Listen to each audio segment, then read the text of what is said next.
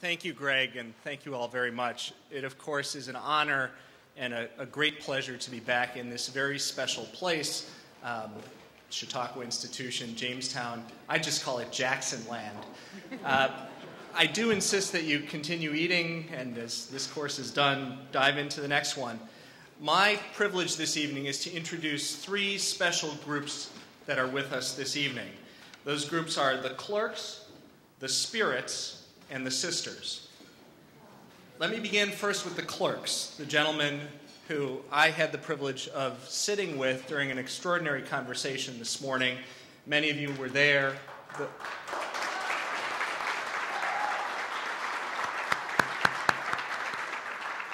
And those who weren't will be able to watch it. And I really think something happened there that was not only wonderful and interesting, but was new.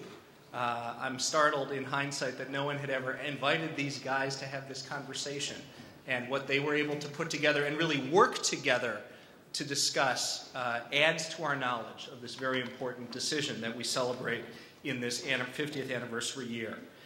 The four law clerks who are with us this evening. First, John David Fassett. John Fassett, a New York native, is a graduate of the University of Rochester. He served in the military during World War II, began Yale Law School, and then was interrupted by a recall to military service during Korea. Finished his education at Yale Law School, and then became a clerk to Supreme Court Justice Stanley Reed, and was with Reed, of course, for the term, October term 1953, which was the year in which Brown versus Board of Education was decided. Following his clerkship with Reed, Jack Fassett returned to New Haven, where he began to practice with the law firm of Wiggin and Dana.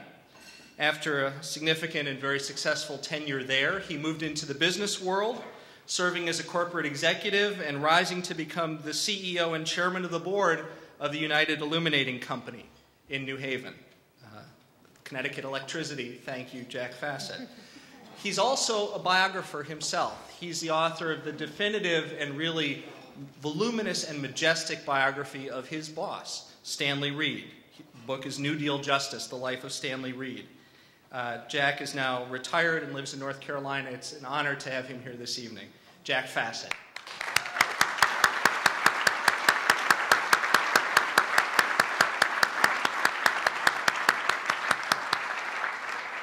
I'm also pleased to note that Jack is here with us tonight, as he has been through most of his life, with his wonderful wife, Betty, herself a veteran of our nation's service during World War II, a delightful person, Betty Fassett. We're delighted to have you here.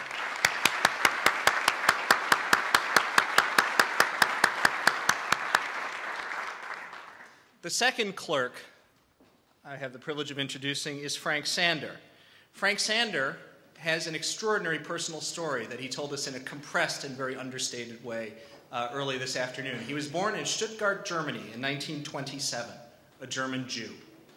In the aftermath of Kristallnacht, his family, in a story that I'm sure is extensive and much more extraordinary, got out, individually, seriatim, but in total, first to England and ultimately to the United States.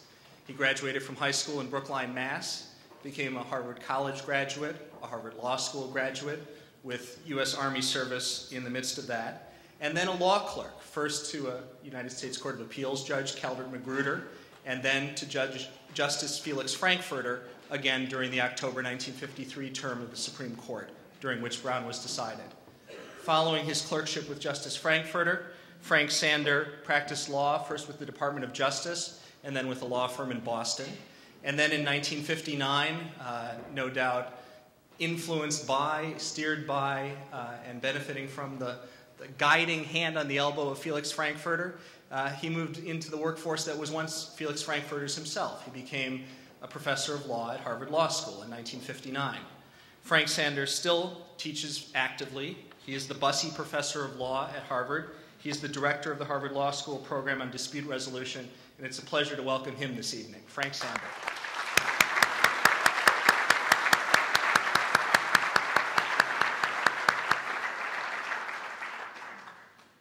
The third law clerk is a returning guest to Chautauqua Institution and to the Jackson Center, for he is E. Barrett Prettyman Jr., Justice Robert H. Jackson's final law clerk. Frank Sander actually mentioned this morning that his boss, Felix Frankfurter, had no children, and so for Frankfurter, the law clerks, who were all men, were his pseudo-sons. It is not an exaggeration to say that Barrett Prettyman, Jackson's final law clerk, was somebody who, although Jackson had his own children, was most near and dear to that boss. Barrett Prettyman is a native of Washington, D.C. He's a graduate of Yale College and the University of Virginia Law School. Following his graduation from Virginia, Jackson hired him as a solo law clerk. I will note that these other fellows all had a sidekick to split the load, although not on the Brown case, which they each principally handled. Barrett Prettyman was Jackson's only clerk during the 1953 term and then beginning the 1954 term, during which Jackson suddenly and tragically died of a heart attack.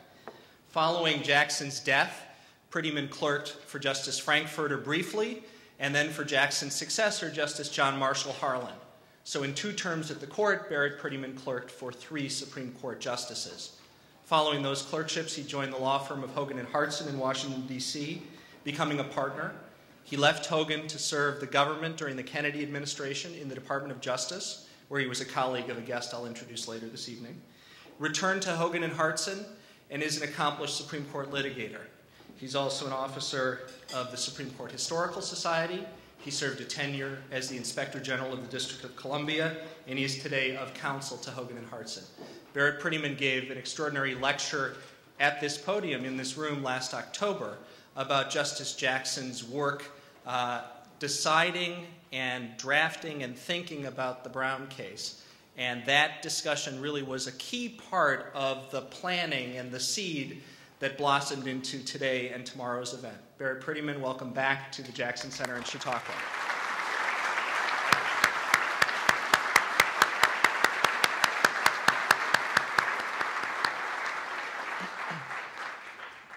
The 4th law clerk who's with us this evening is Earl Pollock.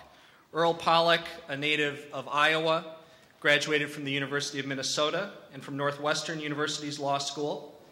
At the beginning of that summer of 1953, he became a law clerk to the Chief Justice of the United States, Fred Vinson. Chief Justice Vinson died suddenly and unexpectedly that September, and after a brief period of uncertainty, once President Eisenhower had appointed the successor Chief Justice, Earl Warren re-employed or continued to employ the clerks who had been with Chief Justice Vinson. And so for the bulk of the process culminating in the May 17th Brown decision, Earl Pollock was with Earl Warren as his principal clerk working on that majestic project. Earl Pollock actually stayed for a 2nd term with Earl Warren, and so was part of the process that culminated in Brown 2, the remedial phase of the case. Following his Supreme Court clerkship, Earl Pollock practiced law in the Department of Justice, and then moved to Chicago and went into private practice there with the law firm of Sonnenschein, Nath, and Rosenthal. He's an antitrust specialist, became a senior officer in the American Bar Association, taught and lectured widely, is now retired, living in Sarasota, Florida, where he's president of the Florida West Coast Symphony, which in some way seems connected to Chautauqua.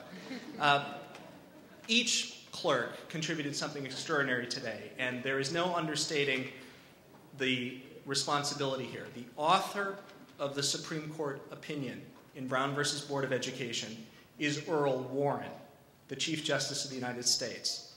But it is also not an understatement to note explicitly that the clerk whose pen augmented, assisted, completed that opinion that we celebrate is Earl Pollock.